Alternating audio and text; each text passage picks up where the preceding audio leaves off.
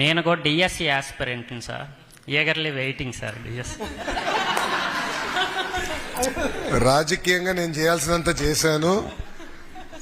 ఈరోజే వచ్చేటప్పుడు మాట్లాడా సార్తో, విజయ్ సార్తో మేము మాట్లాడాము.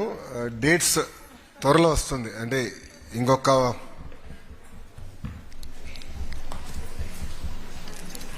5 రోజులు థ్యాంక్ యూ సార్. నోటిఫికేషన్ విడుదల చేయబోతున్నాం. Thank you.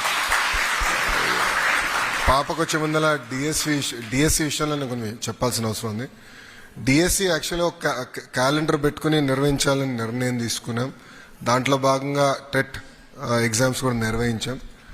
అదైన తర్వాత ఏబీసీ క్లాసిఫికేషన్ వర్గీకరణ విషయం కోర్టులో వచ్చిన తర్వాత అది ప్రక్రియ పూర్తయిందా చేయాలని ఒక నిర్ణయం తీసుకుంటాం జరిగింది.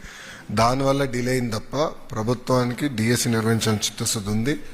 5 రోజుల్లో నోటిఫికేషన్ ఇచ్చే బాధ్యత మన ప్రభుత్వం తీసుకుంటుంది.